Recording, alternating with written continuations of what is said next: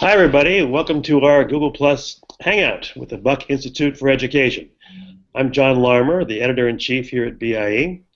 And this is our first Hangout of the 2015-16 school year, so welcome, everyone. Hope you enjoy it. We'll be talking about gold standard project-based learning this year. So 2 Hangouts a month at noon Pacific time on Tuesdays, 3 Eastern time. Every other Tuesday, we'll be talking about one of the gold standard essential project design elements or one of the project-based teaching practices, both of which are described in our latest book from co-published with ASCD, which is called Setting the Standard for Project-Based Learning. So our first Hangout this year, we talked with 3 of our national faculty members about building the culture, which is one of the project-based teaching practices. A teacher needs to build a PBL culture in the classroom and school leaders across a school to help make PBL successful. So more about that in a second, but first let's introduce our guests from our national faculty. So let's go, just left to right, Feroz, and then Crystal and Janine. Sure, okay, I'm left. Janine, Crystal, sorry. Hi everyone, my name is Feroz. I am based in San Francisco right now, and I taught high school for about 10 years, mostly science, math, digital arts, mostly with PBL, and I'm currently in my 4th year of a never-ending doctorate at UC in education, and at the school I also work with beginning teachers, doing some coaching, some mentoring. I'm in a lot of classrooms around the Bay Area, and I also teach a couple courses at the university. All right, thanks. Welcome, Feroz. And Janine. Hi there, my name is Janine Lays, and I'm currently a vice principal for K-8 in Livermore, California. And prior to admin work, I did a lot of work with STEM as a teacher and as a coordinator, and taught everything from grades 4 through 8. Okay, welcome Janine. And Crystal.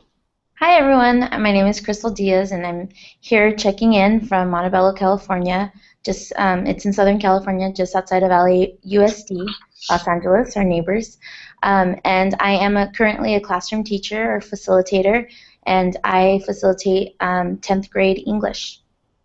Okay. All right, so we have elementary and high school perspectives with us today. And just a couple more words about why we think building the culture is important in gold standard PBL. It's not like traditional instruction where students are used to sort of finding the right answer, and doing what the teacher wants every step of the way is teacher directed in typical traditional instruction. PBL cultures are different. So we're going to explore that today and talk about how to create the culture of independence where students are working as independently from the teacher as possible given their age and experience. A culture with a attention to high quality work, and a culture of inquiry, that spirit of inquiry, of investigating open-ended questions, of knowing it's okay to make mistakes and take wrong turns and learn from them as you're developing your product or your answer to a driving question for a project. So let's talk about this in a little more detail, and first I'll just ask each of our guests to talk about what does a PBL classroom look like? When you walk into a classroom, what's it look like, sound like, and feel like? Just sort of to introduce our topic today. So let's go in the same order. Feroz? Sure. So this is a question we get asked a lot. I think it's a great question. And I usually answer it by asking people right back to them, I guess this is the teacher instinct, what they feel like when they're doing a project, or what they look like and sound like and feel like when they're doing a project on their own. So for example, I was recently working on a piece of furniture for my apartment, and I found myself sitting and doing some research, gathering a bunch of examples. I found myself watching some YouTube videos, learning how to use SketchUp. I found myself designing and iterating in SketchUp. I was writing out a materials list. I was making a trip. I investigated some tools. So I think about sort of the process of a project and what I would do during the course of a project, and I think about, I imagine that any classroom, a PBL classroom that is working on a project, is going to look a lot like that. And I will say there's also going to be a lot of things we would recognize from a traditional classroom. Instruction, workshopping, literature circles, critique circles, feedback protocols, things that you would also recognize in a more traditional classroom as well. All right, thanks. Janine? I like to think about it from the student perspective, and looking at really the engagement factor of the students, because a lot of times when you're in the middle of a project, you're going to see multiple groups, or you're going to see kids working kind of on their own, or maybe there's two from a group off doing some research on a computer or whatever it may be. And so looking at the engagement factor and listening to their actual conversations that they're having with one another, and listening to the language that's being used. So those conversations are actually, academic in nature, whether the teacher's standing there or across the room. And so you can just see that between the students, without the teacher being kind of immersed in that conversation, the conversation and the learning is still happening. And so then the teacher can then become that facilitator that kind of steps back. So it may look sound a little noisy and look a little chaotic if you're not used to seeing that, but if they're actually on task and engaged, you're going to hear academic conversations. I like to call it organized chaos. There's a structure and a purpose, but for somebody with maybe an untrained ear or eye walking in, it could be a little like, whoa, what's happening? But everything that is happening is what should be happening in a PBL classroom. All right, thanks. Crystal? So I think that's really a great question for students. I think they grapple with what does a PBL classroom look like, feel like, sound like. Specifically in our school, we have freshmen coming in, and most of them have never been exposed to a PBL classroom. So it's going to look very different from what they're used to. I think one of the big takeaways for them is the focus of student-centered classroom. And what does that mean? And that can make a lot of students feel uncomfortable because oftentimes they're used to being the receivers of the information and just kind of sitting there passive. But in a PBL classroom, the student really does, push forward their own learning, ask their own questions. And it's a culture where we do fail, we make mistakes, but we critique, we revise, and we move forward with our failures. And we even take those failures and we learn from them. Okay. All right, thanks. So next question, let's focus on the culture of independence. So the idea of allowing students to work as independently as possible from the teacher. Needs to be some teacher guidance and direction, of course, now and then. And students are often working in teams, independently in a team, not necessarily just individually by themselves. So let's talk about that. How do you build a culture of independence in the classroom? I could take it to build on kind of what Feroz already said. With a lot of times you walk into a classroom and you see traditional kind of things or skills or methodologies being used. And so like going back to cooperative learning and being able to introduce those roles of, a taskmaster or materials or a reporter, all of that so that students start developing those roles so that they can become self-managers later, whether it's independently or in a team. And that's a lot of that, we already do that as teachers in a traditional setting. So I think that's a natural kind of lead-in to building that independence for PBL. Okay. Crystal, Feroz, want to chime in? Oh, go ahead, Feroz. Sure, yeah. I like the idea of building a culture of independence because sometimes I think it's easy to think that independence means that we're going to actually remove structures and allow kids to sort of do their own thing. But in fact, I think to have students behave independently takes a lot of careful support and structure, and you really do have to build that. So generally, I think about what my norms are for the year around my classroom, and if there's something like building a culture of independence, I try and really think about what that looks like. What kind of practices and routines will support that? And so I think if I'm going to choose groups, for example, instead of always imposing groups, I may semi-structure the group selection process by having students self-select into group roles, and then maybe I'll finish off the grouping, or I might have students propose a group to me, or if I do choose the group, I may have them write me a group contract, but I'm going to always look for the opportunity to include practices and routines that will support independence. And then I think the most important part is that we as the teacher take the time to reflect on what we've been doing and make it very explicit that we have been giving students the opportunity to be independent.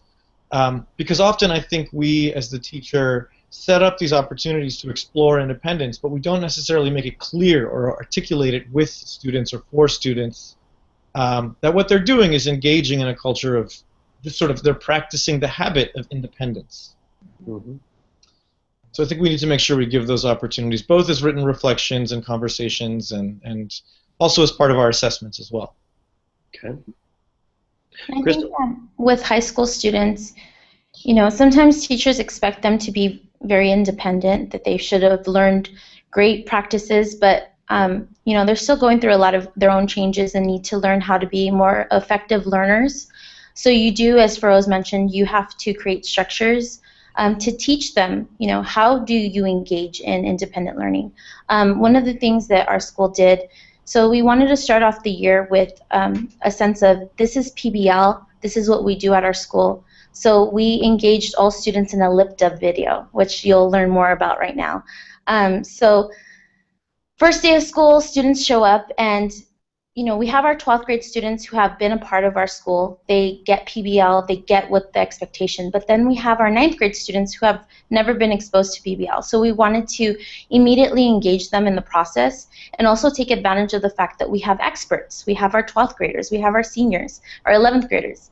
So our 11th grade and 12th grade seniors came up with a project that they would engage the whole school in a school-wide lip dub video.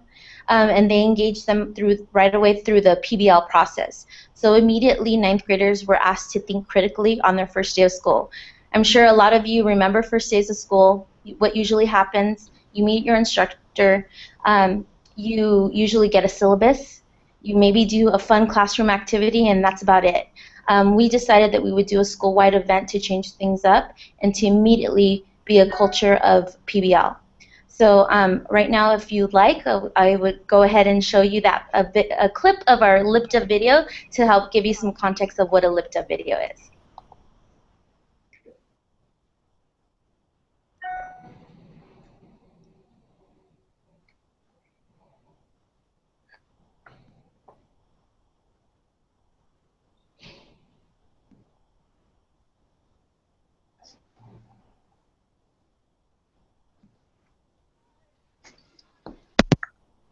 I'm not sure if this sounds.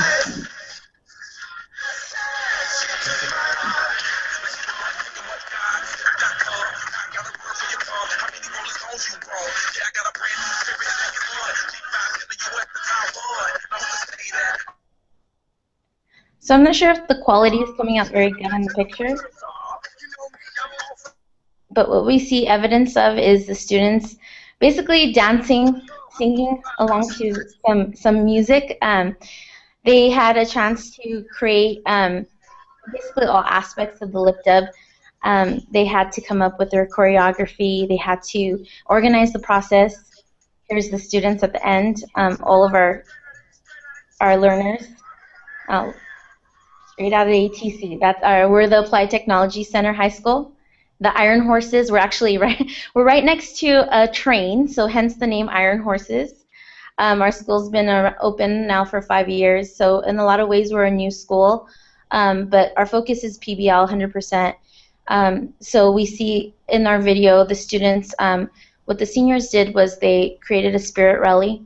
All students went to the spirit rally, and that was the entry event for our project, that in 2 days, just 2 days, each of our classes would create a lip dub video. So we ended up having 4 lip dub videos. It was organized chaos is definitely the term for it. Imagine a bunch of high schoolers running around in costumes, rooster suits. There was a cockroach suit as well.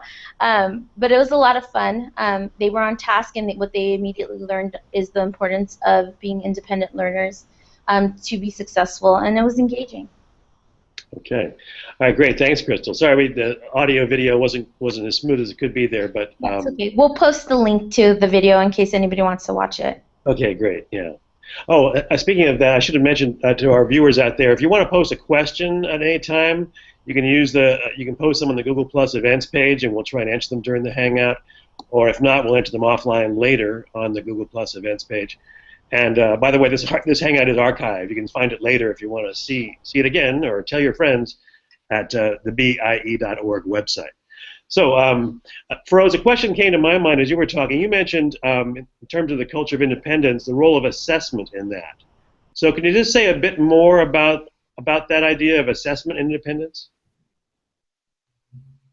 If I'm not putting you on the spot, if not, I'll go on to the culture of inquiry question. I'm sorry, was that directed at me? You just cut out for a little bit. Oh, sorry, Feroz. Yeah, you mentioned the role of assessment in helping build a culture of independence. It sort of caught my attention there.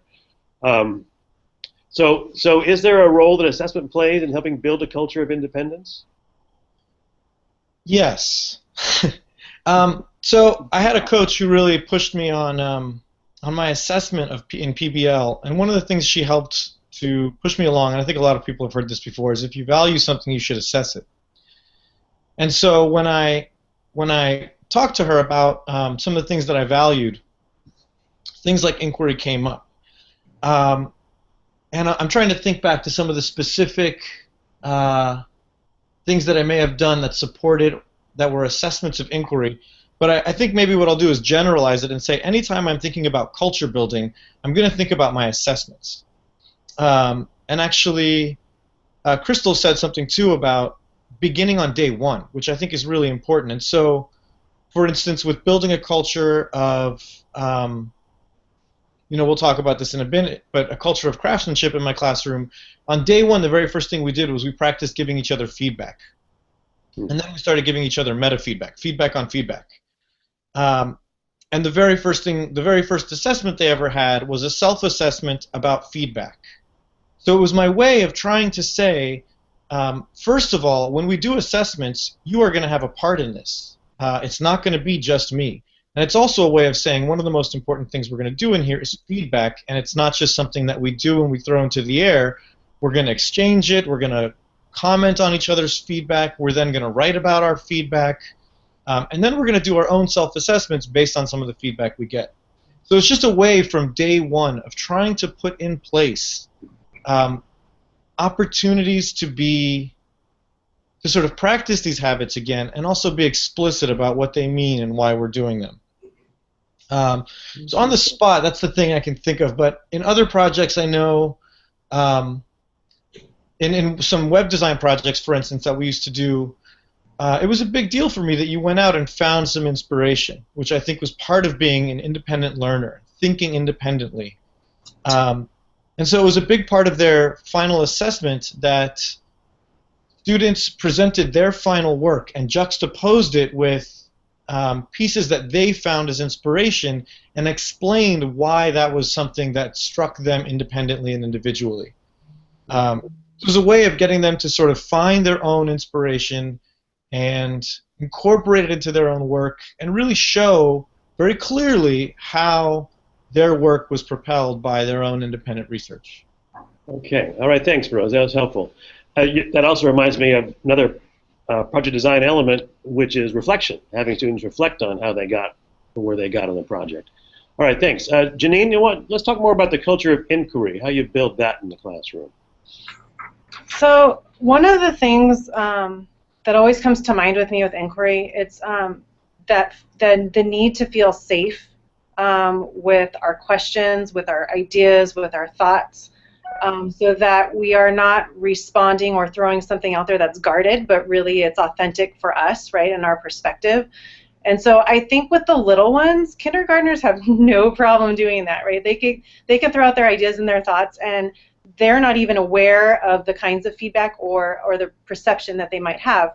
But as we get older, obviously that changes. And so I think one of the things that I did with staff, actually, that then trickled into classrooms, and it kind of grew organically, it was this idea of raindrops and rainbows. And so it's kind of like your high and low for the day, but what we did is we kind of twisted it. And so if students were working on a project and it kind of went south, something failed, I talked to the kids and to the staff members about we need to celebrate that, really, because that is the opportunity, right? So we're going to dive deeper into this because now we know what didn't work. We know a little bit more about maybe what will work.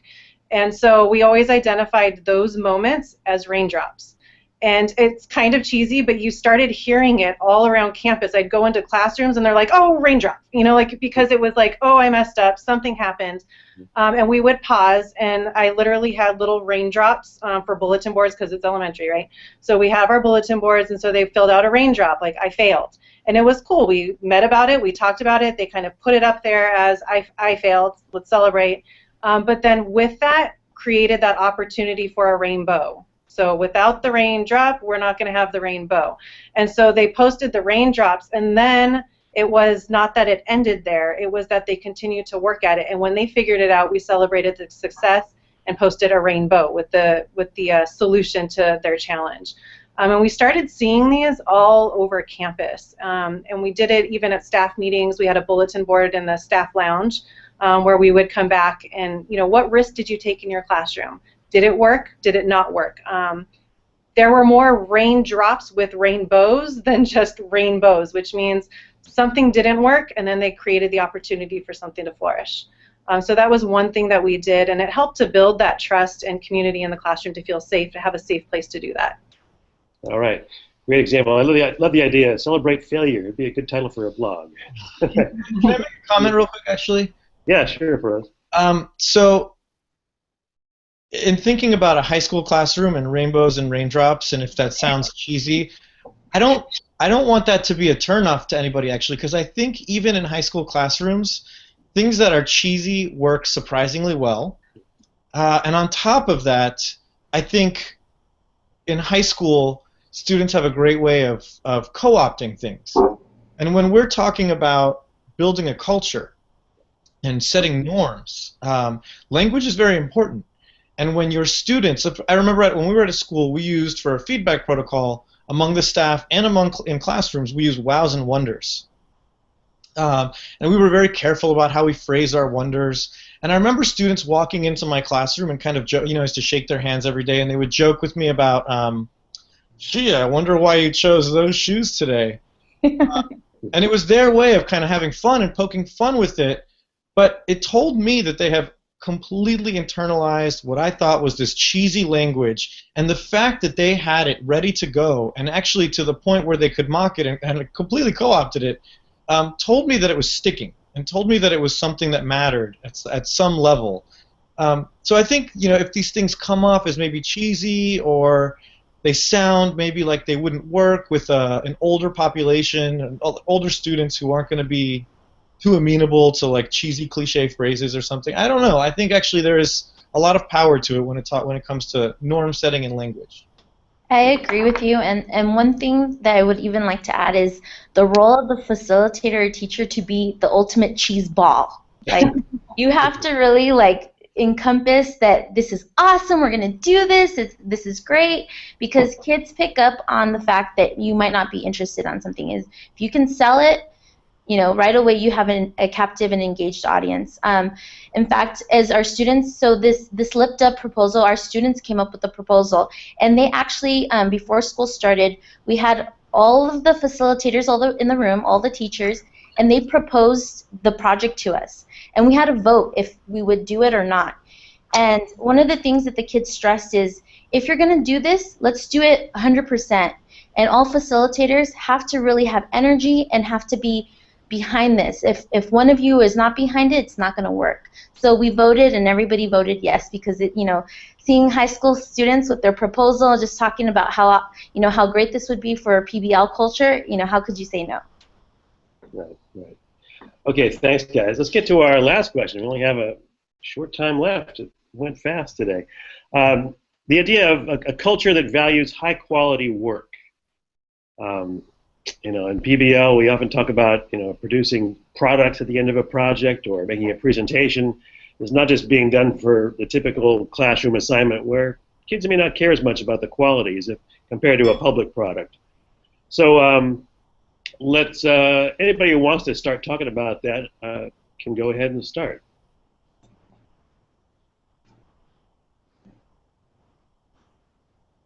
Rose, you mentioned it before. I think I'll go to you next. How about that? Yeah, I did. I just didn't want to. I feel like I'm starting every round. That's okay. Um, yeah, so that was a big one for me. I was really many years ago when I was in the classroom early. I was really motivated by Ron Berger's book on building an ethic of excellence. So for me, it's always been a culture of craftsmanship. That phrase has always stuck for me. So I started that on day one, particularly when I started teaching digital arts, and it just became a regular part of the classroom where we always gave each other feedback. And I had Ron Berger's 3 norms hanging in the front of my classroom: be kind, be specific, and be helpful. And kind was never really an issue with students, but specific and helpful really was. And that was something we worked on a lot. And so students would critique their own work as an exit ticket, and they would give me as an exit ticket a piece of feedback, and I would give them feedback on their own feedback. And I would just constantly work on developing this skill of giving high quality feedback, because I think very often and I think this is true of reflection too, we often ask students to reflect, ask students to give each other feedback, ask them to self-assess. And these are actually very, very complicated skills that take a lot of time to develop. And as Crystal mentioned, 9th graders, I taught almost exclusively fresh babies, and it was often my job to acclimate them to a PBL culture. And so this was something that we nailed early on. And with my early projects, we started very small. We would keep them small in scope and go really heavy on some of these cultural elements. And that was an explicit part of the culture, the design to build culture, so that by the end we would go really, really, really heavy on content, really deep, multiple projects, because our culture was in place such that we didn't have to spend time in April describing what good quality feedback is. We could say, we're going to do a feedback circle 3 by 3, you're going to have 20 minutes to do it, grab a form and get going, and it's all set up. But that takes a lot of work to set that up early in September and October. So I think about, for high quality work, constant revision, lots of explicit language around what good feedback means, always looking at models with students, and asking them to describe what high quality work is, so that it's not an externally derived kind of standard. So co-developing what it means to be high quality, using rubrics early and often, but really thinking explicitly about the tools, practices, and routines that are going to build a culture that constantly looks for quality and is interested in quality. Okay. All right, thanks, Rose. Crystal? Helping students also understand that you're not attacking them on a personal level. You're being critical of the product that they create. So once they understand that, they realize that, hey, I could do this over and over again, because that doesn't have anything to do with me, who I am as a person. And actually, I might be a smarter individual if I continue with the process. A lot of times kids come in and they don't have necessarily a growth mindset. They're limited in their thinking about what their capabilities are. So you really have to delve into some conversations of what does it take to have a growth mindset, and how will we use that to create high quality products. Okay, I'm glad you mentioned growth mindset. That's a great point. And Janine? Yeah, so I'm also a huge fan of Ron Berger in that book, and Rose and I have had conversations about it, because it's just, that was kind of what set my wheels in motion, was reading that book. And talking about craftsmanship and knowing the pressures of time for teachers, we hear that a lot. Well, PBL takes a lot of time. And yeah, it does. It does take some time if you want to do it right? You have to invest in it when we talk about culture, when we talk about the process.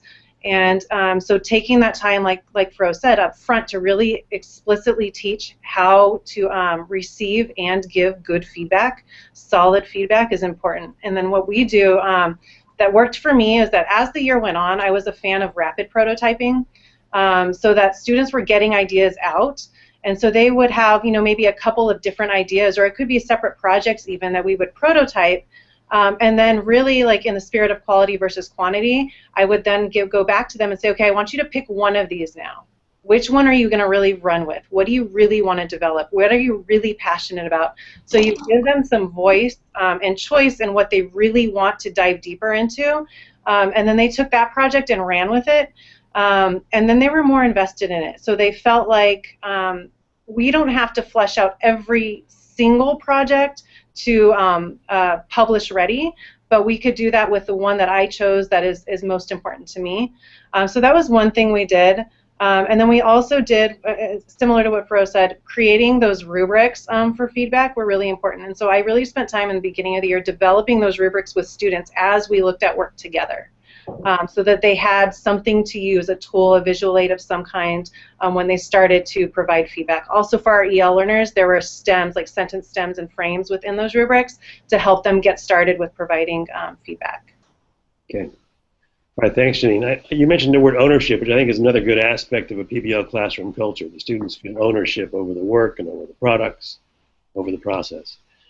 All right, well, thanks, guys. Time is about up, so I'll come back to you guys for a final word and goodbye in a second. But just to remind our viewers that this is on the archive at BIE.org. You can look at it later and pass the word. If you have questions, please post them to our Google Plus page, and there'll be a blog on our site about this topic this week. And we'll be seeing you again soon, but more on that in a second. Let me just get a final word from each of our guests today before I say a final goodbye. And let's not start with Feroz. So how about we'll start at the other end, Crystal, and then Janine, and then Feroz. Oh, thank you everyone for your time. I think just be awesome. Have a great year. We do so much. We wear many hats. It's all really about creating that PBL culture of trust, respect, and responsibility. Okay, thanks, Crystal. Janine. I think it's a perfect time for this episode, obviously. It was strategically done, right, to talk about culture at the beginning of the year, because there's so much you can do with culture prior to delving into even your very first PBL. And so I think it's a great starting point for anybody. And something I always talk to my staff about with this whole rainbows and raindrops is at the end of the year, if you can look at your wall or your journal, wherever you track these, and you have more rainbows than raindrops, you're in a good spot. So that's kind of my little takeaway for today. So good luck and have fun with it. All right, thanks, Janine. I think the rainbows and raindrops will stick. That's a great idea. All right, Feroz, last word. Sure. So I'm not an anthropologist, but I try and think a little bit like an anthropologist when I hear about culture. And so when I think about culture in the classroom, I want to think about the language that I hear in the classroom, both from students and from teachers. Think about the sort of practices and routines that I see, how people, the kind of routinized patterns of behavior that students have. And then also I think about the artifacts that I see around the room. A simple one for culture of inquiry, a culture of independence actually, is having a classroom that's well labeled so everybody can find things on their own. Simple things like that, but the artifacts in the classroom that help build the culture as well. So I would just get people at this point in the year thinking about how to build that language and how to build those practices and how to strategically create artifacts that will support the kind of culture they're interested in building. Okay. All right. Thanks, guys.